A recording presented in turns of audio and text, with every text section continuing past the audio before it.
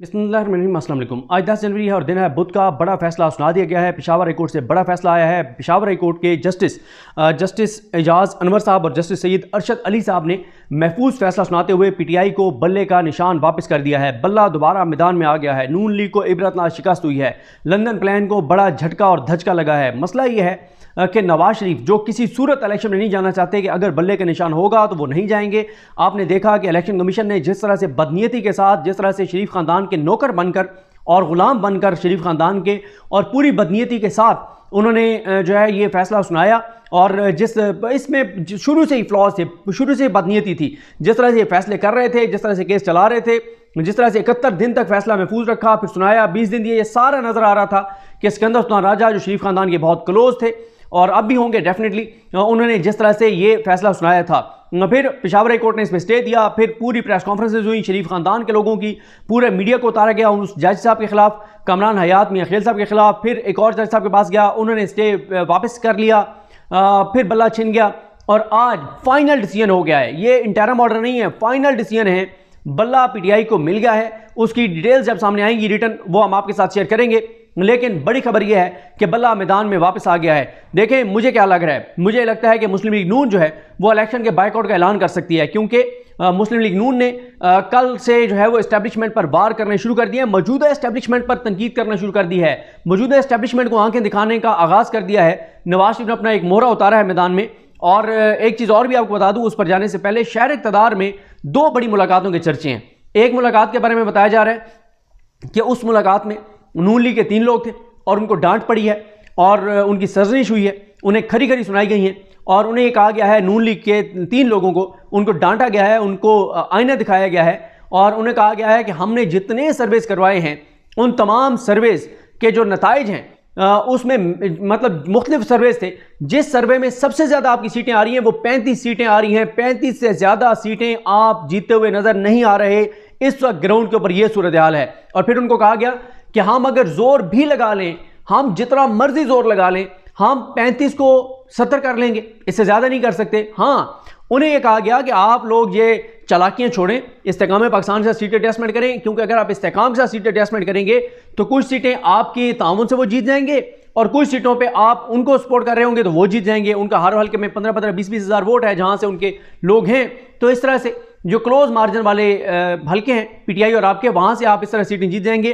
तो इस तरह से उनको कहा गया कि आप जो है वो कोई 90 से 100 सीटों के दरमियान चले जाएंगे। लेकिन नून लीग को ये बात बड़ी वाज़ेह है कि 13 जमातों की हुकूमत होगी। और एक प्लान ये भी शहर इक़्तिदार में डिस्कस हो रहा है कि पीटीआई को, जिसको सांस लेने की भी इजाज़त नहीं है, जिनका नाम टीवी पे नहीं आ सकता, इमरान खान की तस्वीर नहीं आ सकती, तो एक बात यह भी चल रही है कि पीटीआई को 85 सीटें लेने दी जाएं। 85 सीटों पे तो उनको शफाफ इलेक्शन होने दिया जाए, 85 सीटें उनको जीतने दी जाएं, ताकि इतनी एक सीटें पीटीआई जीत जाए कि अगर कल को मियाँ नवाज शरीफ सियासी औकात से बाहर होते हैं, जो उनकी एक आदत है, तो जैसे वो औकात से बाहर हों तो पीटीआई का वज़ीर आज़म आ जाए, ये सारे इत्तेहादी उधर चले जाए। मतलब ये एक, अभी तक मैं आपको बता रहा हूँ, शहर इक़्तिदार में मुख्तलिफ प्लान डिस्कस हो रहे हैं। अब अल्लाह की ज़ात बेहतर जानती है क्या होगा। पहली बात तो है कि इलेक्शन मुझे तो नज़र बिल्कुल नहीं आ रही, अब तो बल्ला आ गया, बिल्कुल भी इलेक्शन नहीं होंगे। दूसरी बात यह है कि वही बात जो मैं अक्सर ये बात कहता हूँ कि एक बंदों का मंसूबा होता है, एक अल्लाह की खुफिया तदबीरें होती हैं। पता नहीं अल्लाह की ज़ात को क्या मंजूर है, क्या होना है। ये तो बंदों के प्लान है ना कि इमरान खान नहीं होगा, बंदों का प्लान तो ये भी था बल्ला नहीं होगा, बंदों का प्लान तो ये भी सजायाफ्ता मुजरिम इश्तारी फरारी मफरूर भगोड़े को बंदे जो कर सकते थे उन्होंने कर दिया है। लेकिन जिस तरह से मरियम औरंगज़ेब ने कहा कि बता इज़्ज़ु मन तशा व तज़िल्लु मन तशा, इज़्ज़त और ज़िल्लत अल्लाह के हाथ में, बिल्कुल ऐसे ही है। देखें, पाकिस्तान की अदालतों ने इक़्तायात नाहल को अहल किया, काजी फाइज़ ईसा ने, इस्लामाबाद हाई कोर्ट ने बेइज्जत बरी किया, सारे केसेस माफ़ किए। एहतसाब अदालत के जज बशीर साहब, उनकी बहन फौत हो गई, वो भागा भागा बहन का जनाजा पढ़ के आ गया, कुलखानी पे नहीं रुका और वो भाग के आ गया नवाज शरीफ को रिलीफ देने के लिए। जज बशीर बेचारा, वो आके नवाज शरीफ को उसने रिलीफ दिए। नैब ने सारी इंक्वायरीज, इन्वेस्टिगेशन, सब कुछ शरीफ खानदान के खिलाफ बंद कर दिया है ये। और नीचे वो बायोमेट्रिक उनका एयरपोर्ट पे हुआ, सफ़ीर ने वहाँ से रवाना किया, पूरा निज़ाम आगे लेटा हुआ है, पूरी पुलिस इंतज़ामिया सब आगे लेटे हुए हैं, पूरा निज़ाम लेटा हुआ है। पूरा निज़ाम मिल के एक शख्स को इज्जत नहीं दे सका, क्योंकि इज्जत और ज़िल्लत अल्लाह के हाथ में। अदालतों ने बेइज्जत बरी किया, लेकिन लोगों में से किसी एक बंदे ने कहा है कि यार हो मियाँ साहब बरी हो गए, हम तो बड़े गलत थे, हम तो इनको चोर डाकू लुटेरा समझते थे, तो बड़ी इनके साथ ज्यादती हमने की थी, और नहीं अब मैं कायल हो गया हूँ कि नहीं मियाँ साहब चोर नहीं है, डाकू नहीं है, लुटेरे नहीं है। ऐसा नहीं हुआ। पूरे पाकिस्तान को ये बात पता चली कि किस तरह से ज़बरदस्ती बरी करवाया गया है और नैब कैसे मिल गई, जो है वो क्या कहते हैं फलां जो है वो चोरों के साथ मिल गई। तो वही हुआ, नैब ने वही काम किया।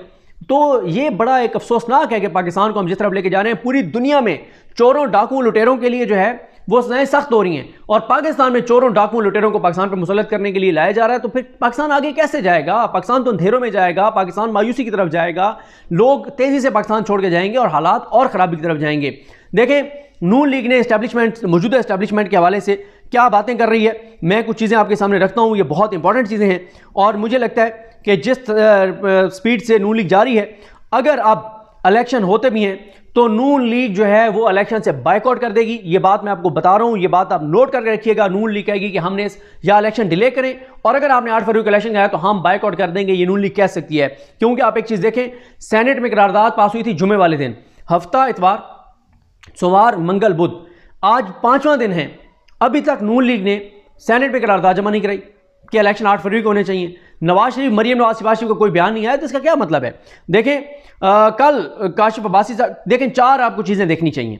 आपको कल रात का काशिफ अब्बासी साहब का प्रोग्राम देखना चाहिए, आपको कल रात का मेहर बुखारी साहब का प्रोग्राम देखना चाहिए, उसमें राना तनवीर साहब थे, और काशिफ अब्बासी साहब के प्रोग्राम में मियाँ जावेद लतीफ़ थे। एक आपको परसों का मियाँ जावेद लतीफ़ का प्रोग्राम देखना चाहिए जो वो वसीम बदामी साहब के साथ थे। एक आपको कल की प्रेस कॉन्फ्रेंस देखनी चाहिए मियाँ जावेद लतीफ़ की। जब आप इन 4 चीज़ों को देखेंगे ना, 3 प्रोग्राम्स और एक प्रेस कॉन्फ्रेंस, आपको पता चल जाएगा कि नून लीग की कांपें कैसे टांग गई हैं, नून लीग का हशर नशर हो गया है, नून लीग कितनी परेशान है। और एक और जो मुलाकात, सॉरी, एक तो मैंने आपको बताया ना 3 लोगों की मुलाकात हुई, डांट पड़ी है।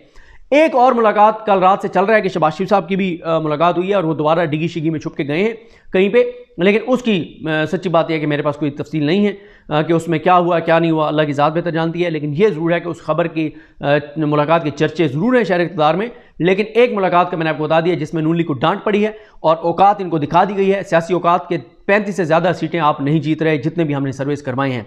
अब आ जाए, एक तो कल मियाँ जावेद लतीफ़ साहब ने इल्ज़ाम लगाया है कि साबिक army chief general Qamar Javed Bajwa और साबिक आर्मी चीफ जनरल राहील शरीफ और जनरल फैज़, ये 3 आलमी कुव्वतों के कहने पर आलमी साजिश के साथ उन्होंने नवाज शरीफ को निकाला।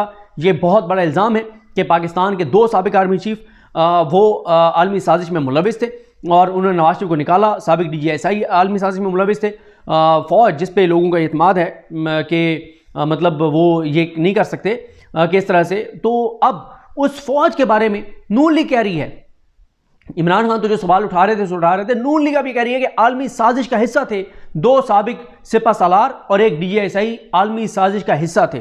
तो अब इदारे का क्या रद्द-ए-अमल होगा? क्या फ़ौज की के सिपा सालार के ओहदे तक क्या कोई ऐसा शख्स पहुंच जाता है जो फिर इतने आसानी से बकौल नून लीग के आलमी इस्तेमार का हिस्सा बन जाए, आलमी साजिश का हिस्सा बन जाए और अपने मुल्क को नुकसान पहुंचाए? ये वो बड़ा सवाल है जिसका जवाब इस्टेब्लिशमेंट को देना चाहिए। उसके बाद मियाँ जावेद लतीफ़ कह रहे हैं कि आज भी इमरान खान की सहूलतकारी जारी है। इतना कुछ इमरान खान के साथ हो गया, पाकिस्तान की तारीख में ऐसा जुल्म नहीं हुआ जो इस वक्त हुआ है, पाकिस्तान के तारीख में इतना जबर नहीं हुआ जो इस वक्त हुआ है। लेकिन उसके बावजूद मियाँ जावेद लतीफ़ कहते हैं कि जनाब अभी भी जो है वो ये है कि सहूलतकारी इमरान खान की जारी है। मियाँ जावेद लतीफ़ कहते हैं कि हमें कहा जाता है कि हमने सुप्रीम कोर्ट पर हमला किया, 2-4 शीशे टूटने को हमला कहते हैं। फिर वो कहते हैं कि सुप्रीम कोर्ट के तायात न्यायालयी फैसले को अपने लिए मुकम्मल लेवल प्लेइंग फील्ड नहीं समझते, ये लेवल प्लेइंग फील्ड की तरफ सिर्फ पहला कदम है। यानी अंदाज़ा लगाएं, काजी फाइज ईसा साहब ने जो इस हद तक जाकर नवाज शरीफ की अहलियत के लिए काम किया, बेचारे 6-6 बजे तक बैठ रहे, उसको कह रहे हैं पहला कदम है, अभी तो हमें लेवल प्लेइंग फील्ड मुकम्मल नहीं मिली। ये मियाँ जावेद लतीफ़ कह रहे हैं। उसके बाद मियाँ जावेद लतीफ़ कहते हैं इमरान खान को 9 मई पर सज़ा नहीं देनी तो आइन को बदलकर ऐसे वाक़यात को जराइम की फहरिस्त से निकाल दें। क्या इदारे सिर्फ कमज़ोर को सजाएं देने के लिए हैं? इमरान खान के लिए आज भी उसी तरह सहूलतकारी हो रही है जैसे 2011 में उसे लॉन्च किया गया था। मतलब ये मौजूदा इस्टेब्लिशमेंट पर पहला बड़ा बरह रास्त इल्ज़ाम है कि मौजूदा इस्टेब्लिशमेंट भी इमरान खान की सहूलतकारी कर रही है। बल्कि इस्टेब्लिशमेंट पर एक इल्ज़ाम और लगा रहे हैं मियाँ जावेद लतीफ़ कि जनाब ये मौजूदा इस्टेब्लिशमेंट के अंदर कुछ लोग बैठे हैं और वो कहते हैं कि वो 9 मई को भी इस्टेब्लिशमेंट ने 18-20 लोगों को निकाला है, वो इमरान खान के सहूलतकार थे और ज़ाहिर है उसमें एक साबिक कोर कमांडर भी हैं, उन पर भी इल्ज़ाम लगा रहे हैं। फ़ौज पर इल्ज़ाम लगा रहे हैं कि फ़ौज के अंदर अभी भी इमरान खान के जो है वो सहूलतकारी कर रहे हैं। और प्लस वो कह रहे हैं कि पाकिस्तान की मौजूदा फ़ौज के ऊपर रिटायर्ड लोगों का बहुत इन्फ्लुएंस है यानी जनरल फैज़ साहब का, ये सारे इल्ज़ामात मियां जावेद लतीफ़ टीवी चैनल्स पे बैठ के फ़ौज के ऊपर लगा रहे हैं। उसके बाद मियां जावेद लतीफ़ के बिलावल के वालिद से सवाल हुआ, उन्होंने कहा बिलावल की बात का जवाब नहीं दूंगा क्योंकि उनके तो वालिद मोहतरम उनको संजीदा नहीं लेते, जब उनकी उम्र संजीदगी की होगी तो उन पर ज़रूर बात करूँगा। मियां जावेद लतीफ़ कहते हैं कि अगर 9 मई जुर्म नहीं तो जेल का फाटक खोलकर इमरान खान को बाहर ले आएं, अगर जुर्म था तो इलेक्शन से पहले इसका फैसला करें। यानी वो पता नहीं क्या चाहते हैं कि फांसी लगा दें इमरान खान को, पता नहीं क्या चाहते हैं। उसके बाद उन्होंने एक बड़ा इंकशाफ किया है काशिफ अब्बासी साहब के प्रोग्राम में, कहते हैं पंजाब के स्कूल्स के सिलेबस में मियां नवाज शरीफ के मुतालिक एक मजमून छापा गया कि ये पाकिस्तान का पैसा लूट कर ले गया है। जिन्होंने ये सब पढ़ा वो बच्चे आज क्या सोच रहे होंगे। मियां साहब कहते हैं, मियां साहब का टेंशन ये है कि बच्चों को पढ़ाया गया कि मियां नवाज शरीफ चोर है, डाकू है, लुटेरा है, पैसे लूट के भाग गया है। तो वो कहते हैं आप जिन बच्चों ने पढ़ा है पता नहीं किस दरसी कुतब में उन्होंने देखा है, हमने तो नहीं देखा ना सुना है। उसके वैसे पाकिस्तान के बच्चों को ये बात पता है कि नवाज शरीफ चोर हैं, डाकू हैं, लुटेरे हैं, पाकिस्तान के खजाने को लूटा है, बाहर असास व जदाद में नहीं है। वैसे पाकिस्तान के बच्चों को पता है, जो स्कूल 3 करोड़ बच्चे नहीं गए उनको भी ये बात पता है। उसके बाद कहते हैं कि उन्होंने भीख मांगी है कि पाकिस्तान के इदारों से लेवल प्लेइंग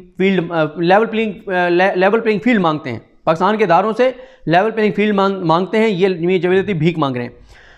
अब आ जाए जनाब, ये तो हो गया। अब आए मैं ज़रा जो राना तनवीर साहब ने मेहर बुखारी साहबा के प्रोग्राम में बातें की वो ज़रा आप सुने तो आपको अंदाज़ा होगा कि जनाब नून लीग किस तरफ जा रही है मौजूदा एस्टेब्लिशमेंट के बारे में। वो कहते हैं अदलिया का झुकाव आज भी इमरान खान की तरफ है। आगे आ जाएं, कहते हैं 9 मई वाक़े को 7 माह गुजर चुके हैं, अगर मिलिट्री कोर्ट्स हों उनमें ट्रायल भी हों और सजाएं ना हों। इस तरह ट्रायल होते हैं मिलिट्री कोर्ट्स में, यानी वो सवाल उठा रहे हैं मिलिट्री कोर्ट्स पर जो बराह रास्त इस वक्त मौजूदा फौजी क़यादत के अंडर हैं। क्या कि 9 मई वाक़े को 7 माह गुजर चुके हैं, अगर मिलिट्री कोर्ट्स हों उनमें ट्रायल भी हों और सजाएं ना हों। इस तरह ट्रायल होते हैं मिलिट्री कोर्ट्स में। हम होते तो हमें 10-15 दिन में मिलिट्री कोर्ट सजाएं सुना देती, और यहाँ 7 माह के बाद शायद चलानी पेश नहीं हो सके। अच्छा, उनकी इन्फॉर्मेशन ठीक नहीं है, ट्रायल तकरीबन मुकम्मल है, सुप्रीम कोर्ट ने रोका हुआ है, तो इसलिए जो है वो फैसले नहीं सुनाए जा रहे। जनवरी के तीसरे हफ्ते में सुप्रीम कोर्ट अलाउ करेगी, फैसले सुना दिए जाएंगे। वैसे मिलिट्री कोर्ट्स में ट्रायल जो है वो मुकम्मल है। उसके बाद कहते हैं कि सुप्रीम कोर्ट ने कहा कि 9 मई वालों का ट्रायल मिलिट्री कोर्ट्स में होगा, उसके बावजूद ट्रायल मुकम्मल ना होने पर सवाल निशान तो होगा। अच्छा, ये हो गया। अच्छा, दूसरे नंबर पर आ जाएं कि मैं आपको बताता हूँ कि आसमा शराजी साहिबा ने कल उन्होंने भी नून लीग पर बड़े सवाल उठाए हैं कि नून लीग क्यों आवाम में नहीं निकल रही। अब आसमा शराजी साहिबा तो ज़ाहिर है नून लीग उनको बड़ा सहाफ़ी मानती है और गैर जानबदार सहाफ़ी मानती है। चलें, हम ये बात नहीं कह रहे, वो कह रही हैं। कहते हैं नवाज शरीफ की वापसी को 81 रोज़ गुजर चुके हैं लेकिन कोई बड़ा जलसा नहीं किया गया, इसकी क्या वजह है। नून लीग इस मूड में नहीं कि अवाम के साथ मैदान में आए, मुस्लिम लीग नून इस मूड में ही नहीं कि अवाम के साथ मैदान में आए। इसमें कोई दो राय नहीं कि पंजाब में पीटीआई को खुली फील्ड नहीं मिल रही, लेकिन नून लीग के लिए तो हर फील्ड है। साड़ी उत्ते गल हो गई है वाली बात मंजर आम पर आने के बावजूद लगता है कि नून लीग इंतखाबात की तैयारी में नहीं है। मुस्लिम लीग नून ने मैदान खाली छोड़ा है, ये इंतखाबात से खुल्लम खुल्ला फरार नजर आ रहा है। अगर नून लीग समझती है कि कोई चीज़ उन्हें प्लेट में मिल जाएगी तो शायद अब उन्हें यह सहूलियत दस्तयाब ना हो। सुनने में आ रहा है कि एस्टैब्लिशमेंट न्यूट्रल स्पेस बाकी जमातों के साथ देख रही है। तहरीक लब्बैक एक बड़ी फोर्स के तौर पर सामने आ रही है, जो कि बाकी सियासी जमातों के लिए एक बड़ा सवाल है। ऐसा लगता है कि मुस्लिम लीग नून के कायद मियां नवाज शरीफ खुद साख्त जलावतनी में। उधर एमकेएम का भी सुन लें। एमकेएम कहती है कि हमने फैसला किया है कि एमकेएम 8 फरवरी के इलेक्शन के नतीजे में बनने वाली असम्बली में वज़ीर-ए-आज़म के लिए मियां नवाज शरीफ को वोट देगी। गाँव बसा नहीं, लुटेरे पहले आ गए। सिंध के राना मशहूद ने जो इल्ज़ाम लगाया है, सिंध के लिए पिछले 15 बरस में 22,000 अरब का तरक्याती फंड आया, लेकिन सिंध के हालात देखें तो 2200 अरब भी लगा हुआ नजर नहीं आता। भाई आप ही इस पीपल्स पार्टी की आपके साथ हुकूमत में रही है। आज आप ले जाएं अदालतों में काजी फाइज साहब, आपके दिल जिगर जानी, आपके दिल के करीब, आपके दिलों के पता नहीं क्या क्या काजी फाइज साहब आज चीफ जस्टिस पाकिस्तान है, ये 22,000 अरब की करप्शन का केस ले जाएं काजी फाइज साहब की अदालत में। क्यों नहीं लेके जाते? आप तो इनके साथ मिलकर आपने सारा हुकूमत की है इनके वोटों से। उस वक्त चले, उस वक्त कितना होगा? 21,500 अरब होगा। 21,500 अरब, चलो 500 अरब बाद में गया होगा आपकी हुकूमत में। 21,500 अरब तो उस वक्त था ना। आप ले लेते साहब, जिन्होंने 21,500 अरब की करप्शन की थी उनकी वोटों से शहबाज वज़ीर-ए-आज़म और नून लीग की हुकूमत थी। फिरदौस आशिक अमान साहबा का बड़ा दिलचस्प एक बयान सामने आया है। वो कहती हैं, अजीज़ साथियों, अपने हल्के के लोगों को कह रही हैं, अजीज़ साथियों, NA-70 की पसमानगी, गुर्बत, बेरोज़गारी और उससे जुड़े तमाम मसाइल और मुश्किलात के हल की कुंजी आपकी बहन और बेटी के हाथ में, मुझे वोट दें। उसके बाद नदीम अल चंद साहब ने बड़ा इल्ज़ाम लगाया। वो कहते हैं कि मंडी बौदीन में तो नून लीग उम्मीदवार पुलिस की सिक्योरिटी में मुहिम चला रहे हैं, बल्कि SHO उनके साथ स्टेज पर बैठा होता है। ज़ाहिर है नून लीग बेचारे बग़ैर पुलिस की सिक्योरिटी के अवाम में जा ही नहीं सकते। जो आवाम उनके साथ करेगी। अभी तो ये सिर्फ पुलिस जा रही है, ये तो आगे जाके और रेंजर्स भी मांगेंगे कि हमें रेंजर्स भी दें, वरना तो ये बिल्कुल नहीं जा सकते आवाम में। फैज़ुल हसन चौहान साहब कहते हैं कि नून लीग से सीट एडजस्टमेंट पर चीज़ें बहुत डिस्टर्ब हैं। नून लीग से सीट एडजस्टमेंट पर चीज़ें बहुत डिस्टर्ब हैं। इस्तेहकाम पाकिस्तान की बानी और पाइनियर लीडरशिप को कौमी और सूबाई असम्बली पर एडजस्ट नहीं किया जा रहा। फिर जब उनसे पूछा गया सना बुच्चा साहब ने कि आपने कैसे सीट एडजस्टमेंट कर ली नून लीग के साथ, आप तो उनके खिलाफ बयान देते थे। वो कहते हैं कि अल्लामा इकबाल ने कहा था, अब आप देखें कितनी भोंडी वो दे रहे हैं लॉजिक। अल्लामा इकबाल ने कहा था, झपटना पलटना पलट कर झपटना लहू गर्म रखने का है एक बहाना, सियासत इसी साइंस का नाम है, ये उन्होंने कहा। और फिर शेर अफजल मरवा साहब की 2-3 चीज़ें मैं आपको बता दूं। उन्होंने कहा कि इमरान खान का ख्याल है कि बल्ला पीटीआई को मिल गया तो इलेक्शन किसी बहाने मुलतवी कर दिए जाएंगे। ये कल ही कहा था शेर अफजल मरवा साहब ने, आज बल्ला मिल गया। कासिम अली शाह साहब के 2 बयान, कहते हैं कि मैं इमरान खान के अलावा कभी किसी बड़े बंदे के सामने झुककर अदब से नहीं बैठा, मैं इमरान खान की इज्जत करता हूँ क्योंकि वो मेरा लीडर है। ये कासिम अली शाह साहब जब से इमरान खान के ख़िलाफ़ उन्होंने चीज़ें की हैं तब से उनके ऊपर उनके काफ़ी उनके लिए इशूज़ थे। तो ये है सारी सूरत हाल। तो ये है सारी जनाब सूरत हाल। देखते हैं बहरहाल जी चीज़ें किस तरह आगे बढ़ती हैं। अब आज 2 और डेवलपमेंट्स हुई। मुशर्रफ साहब की सज़ाए मौत सुप्रीम कोर्ट ने बहाल कर दी और साथ ही जो जस्टिस मुजाहिद अकबर नकवी साहब हैं वो मुस्ताफ़ी हो गए हैं। और वो मुस्ताफ़ी क्यों हुए इस पे तफसीली बात बाद में करेंगे। मुझे अपनी दुआ में याद रखें। अल्लाह करीम हम सब का हमें नासुर। अल्लाह हाफ़िज़।